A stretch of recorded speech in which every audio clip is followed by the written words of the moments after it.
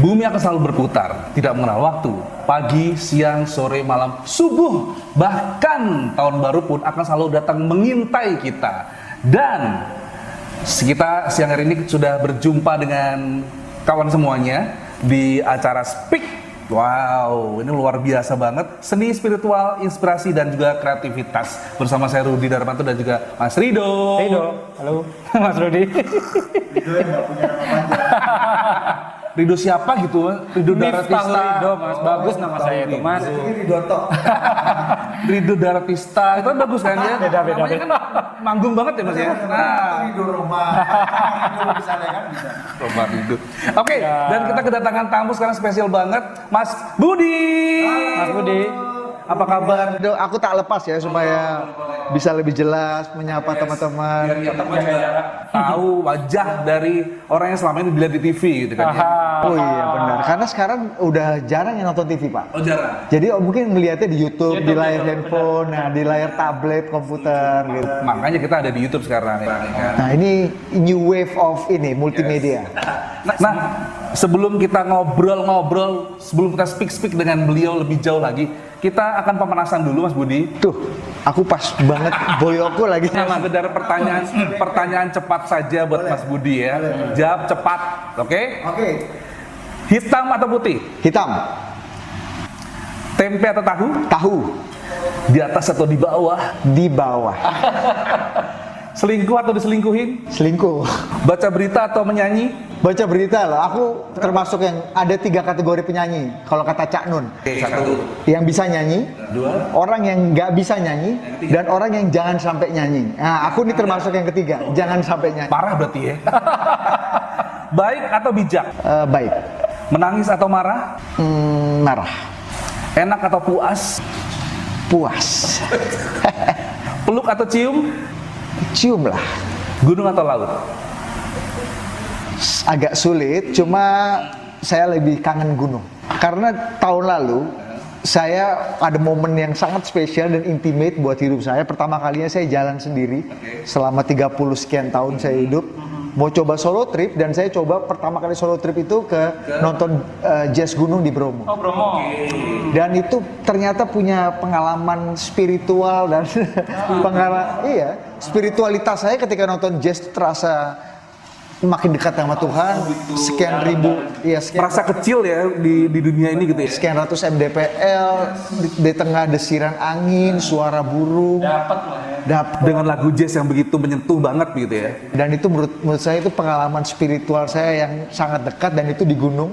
Dan sayangnya karena masa pandemi, tahun ini event-event spesial yang menjadi signature-nya Di gunung sendiri dengerin lagu jazz gitu aja ya kan, bisa tau? bisa juga, bisa juga, cuma maksud. Berarti dengan begitu nggak suka laut dong?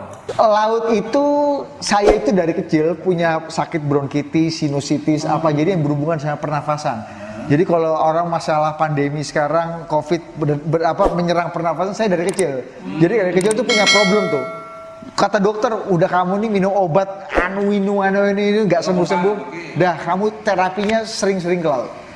Jadi karena terapiku sering-sering ke laut, nah itu sembuhnya karena angin karena udara laut. Diapain tuh angin laut atau ombaknya? Mungkin diancam sama tentara karena ibuku bawa tentara dan diancam-ancam, kamu sembuhin aku. Bercanda. Monggo. Jadi ini tempat kita di Jamanika, Mas. Di Jamanika ya? Iya, Berarti ada kopi dong berarti. Es latte hot. Signature buat Mas Budi. Latte hot, oke. Ini namanya es gedigau. Es ketiga. Oh, terima kasih ya. Mbaknya, Mbak siapa? Rini. Oke. Hari ini. Makasih ya, Rin. Terima kasih Jamanika. Aduh, Jamanika. Ini kopi apa, Mas Rido? Itu tadi latte. Latte ya. Ini bijinya dari mana? Bijinya dari mana? Ijen ya. Jangan bilang dari Tuhan yang Maha Kuasa ya, dari Ijen. Thank you ya, Rin. Nah, itu dia. Kamu berarti lebih suka yang enak dibanding puas. Yes, betul. Karena orang puas Jauh kan antara enak dan puas ya? depends ya. Oh iya sih, memang. Ya penting enak dulu ya kan. Kalau enak kan pasti puas. Tapi enak itu bisa kentang. Dan kalau kentang itu, kenikmatan tanggung itu bisa frustasi kamu. Bisa stres, bisa marah-marah, bisa nangis. Kalau udah puas, kamu udah terpuaskan. Ini konteksnya makan ya. Makan, mendapatkan kopi atau pendidikan misalnya. Bener nggak, Rus? Gitu. Oke, selamat datang di Banyuwangi lebih dahulu untuk Mas Budi. Budi Adiputro, Budi Adiputro. seorang news anchor yang saya kenal di TV begitu kan ya. Sekarang ada di hadapan saya. Benar, Mas Rudi. Kalau orang bilang apa sih pekerjaannya? Saya 12 tahun jadi jurnalis. Sebenarnya enggak. Apa dong? Itu jabatan resminya jurnalis. Jabatan fungsionalnya tukang adu domba politisi.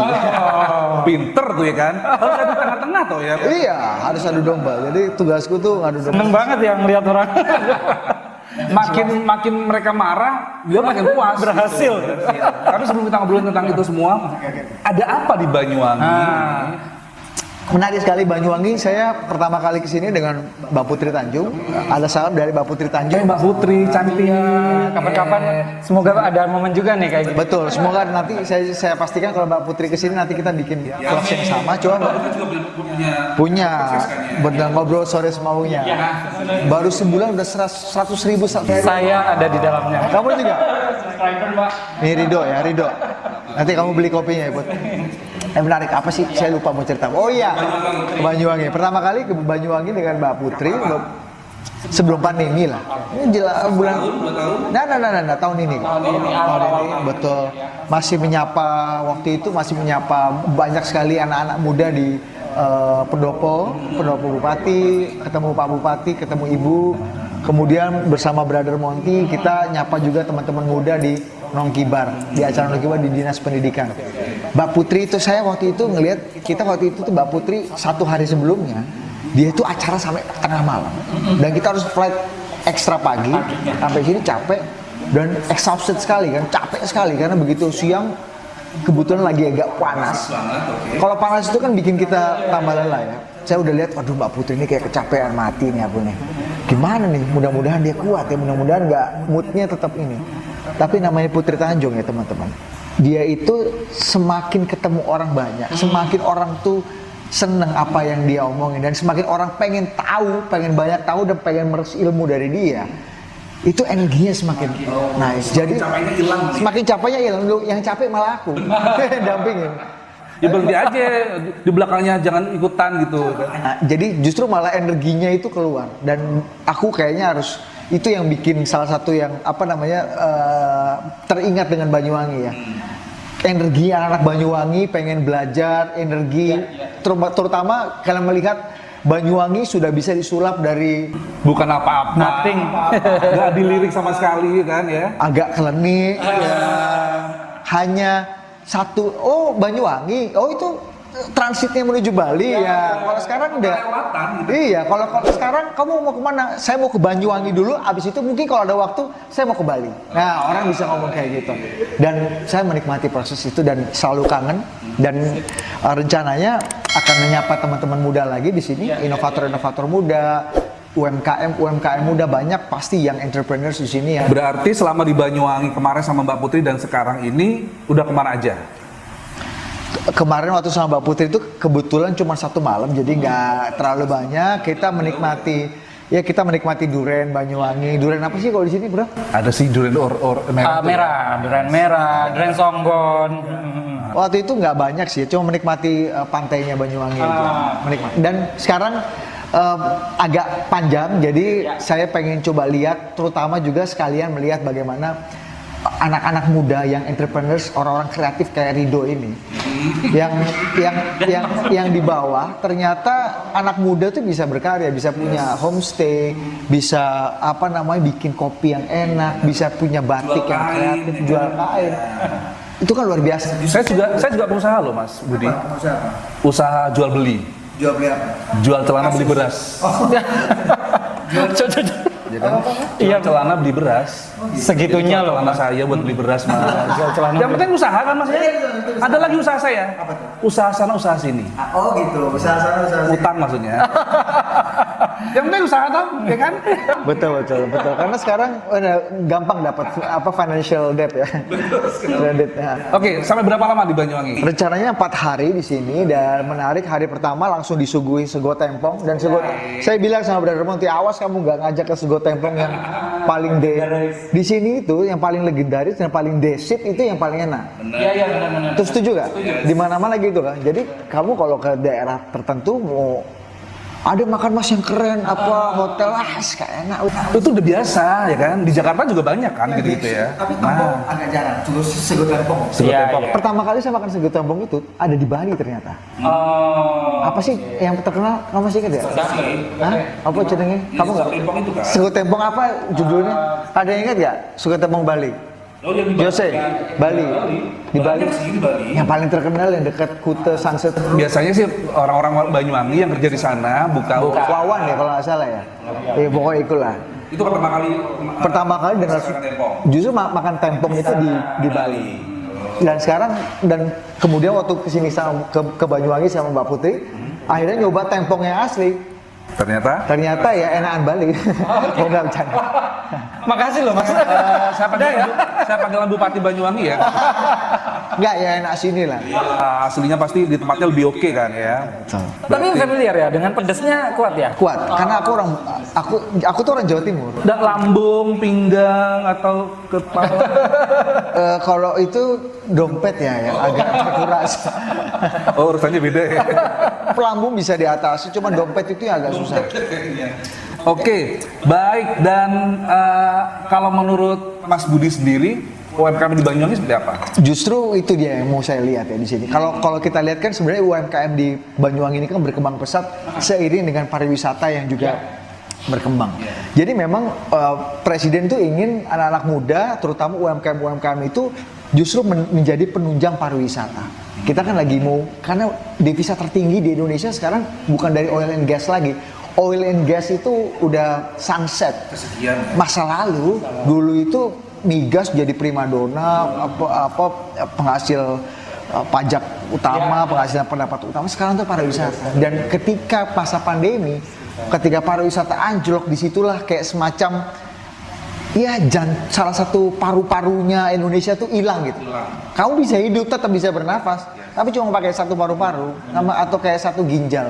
Nah itu jadi penting banget. Makanya kenapa kemudian Presiden pengen sekali membangun lagi pariwisata. Jadi kita harus memberikan kepercayaan kepada masyarakat bahwa pariwisata bisa tumbuh, bisa berkembang dengan protokol kesehatan yang ketat misalnya. Bagaimana ada sertifikasi internasional sekarang Kementerian Pariwisata lagi gencar sekali melakukan sertifikasi, mudah-mudahan Rido tempatmu juga ikut certified ongoing karena itu trust. pariwisata kan masalah trust, Pak. Iya kan? Kepercayaan. Kenapa sampai sekarang di beberapa negara ada yang boleh, ada yang enggak. International flight-nya, dia dibuka, ada yang enggak. Itu kan karena trust. Seberapa trust internasional melihat negara itu mengelola problem pandemi. Nah, kita ingin membangun trust itu. Karena jujur saja, masa pandemi ini memukul ekonomi sehingga daya beli turun. Pengusaha kamu pasti kamu rem dulu dong. Dan ongkos yang paling utama kalau jadi pengusaha ngerem itu kan ongkos promosi. Iya kan? Kemudian karyawan, overhead.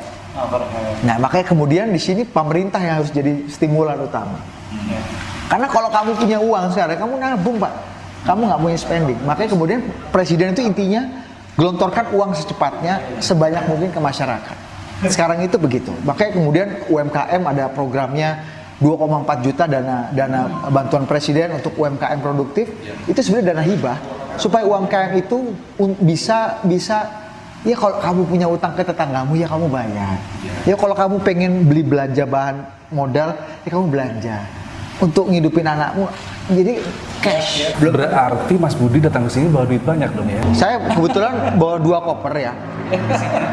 70% isinya batik sama kutang. Enggak. Di sini justru pengen lihat. Di sini pengen lihat bagaimana, pengen menyapa. Makanya 2 hari ke depan ini saya akan menyapa banyak UMKM, anak-anak muda. Kita pengen tukar pikiran. Apa yang bisa kita bantu? Apa sih suara teman-teman? Terutama inovator-inovator. Inovator ini penting sekali, Mas. Ternyata di masa pandemi, digitalisasi UMKM itu jadi kunci untuk bisa bertahan. Banyak yang bisa bertahan, bisnisnya bukan cuma survive, tapi juga thrive, bisa bertahan dan naik kelas kalau mereka udah go digital. Tapi dari 64 juta UMKM di Indonesia, itu baru sekitar data terakhir ya, itu 10 sampai 11 juta. Jauh sekali. Gimana mau bertahan kalau lu nggak go digital? Nah, itu PR utama. Nah, makanya kemudian kemarin beberapa waktu lalu Mbak Putri Tanjung menginisiasi program namanya Pahlawan Digital UMKM. Dengan Kementerian Koperasi UKM kita berkolaborasi. Jadi kita mencari yang pertama. Kita tuh banyak teman-teman saya, inovator-inovator di level yang lokal ya. Itu ternyata sehari-hari model bisnisnya,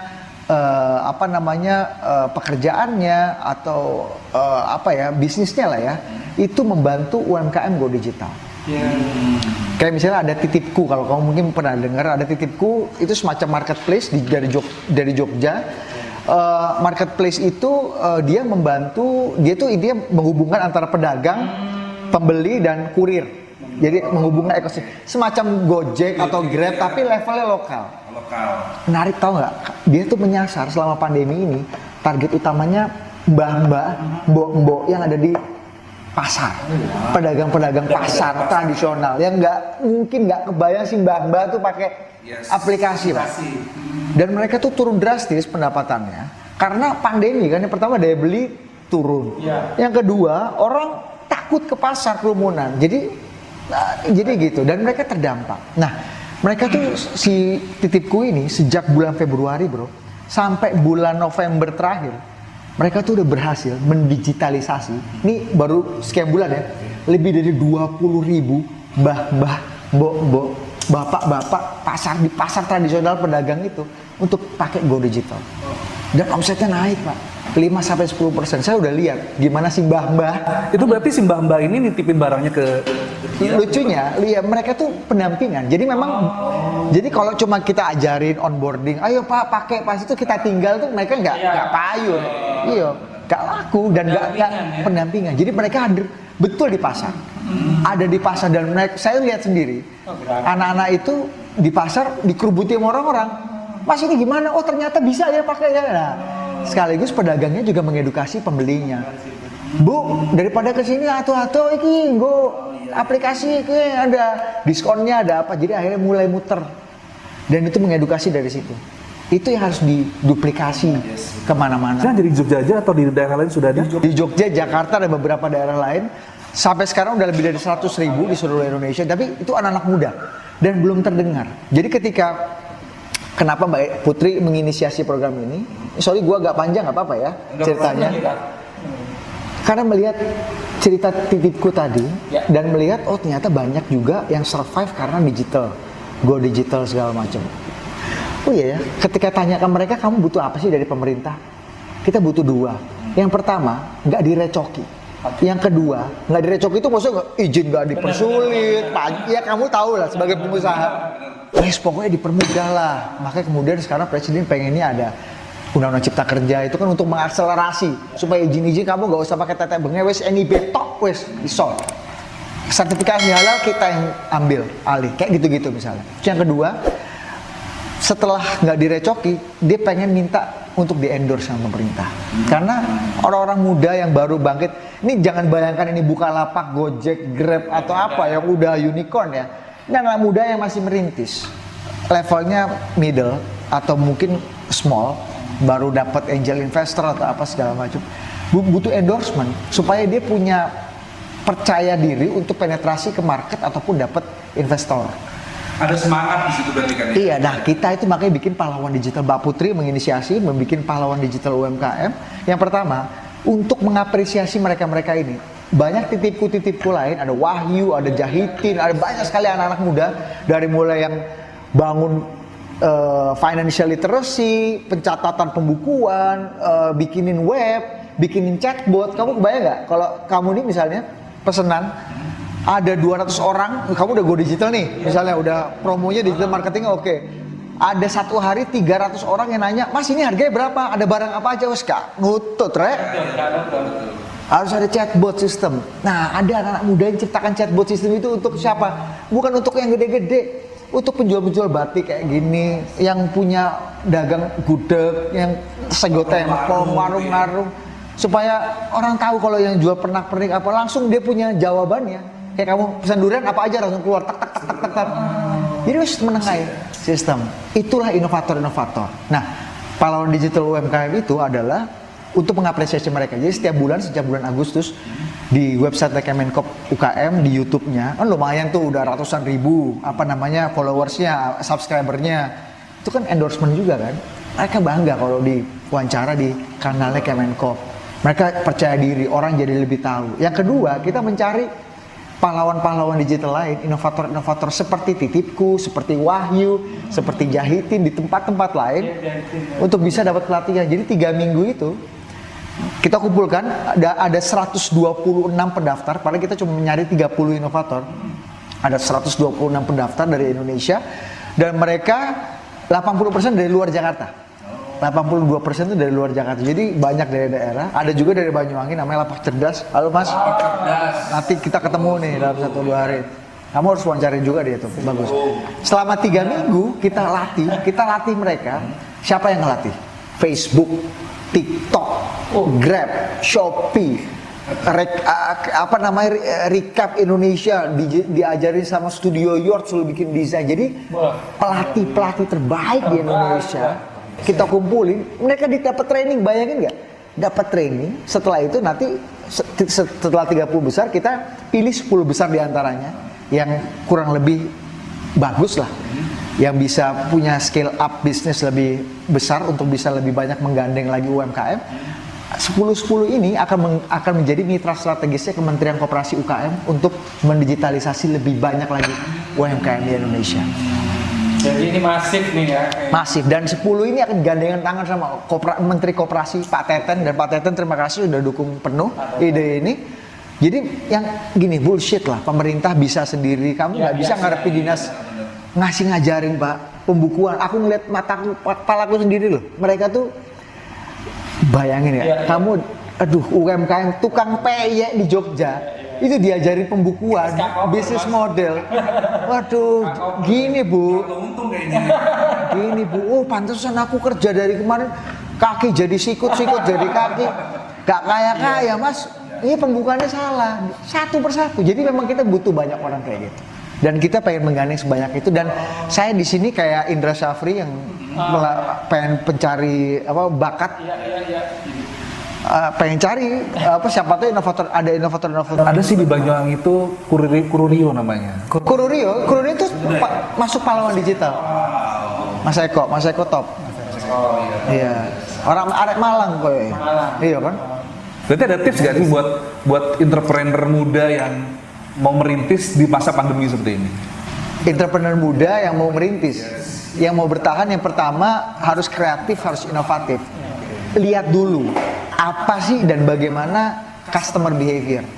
Misalnya sekarang orang itu sangat suka dengan narasi misalnya. Batikmu tuh bagus sekali dong.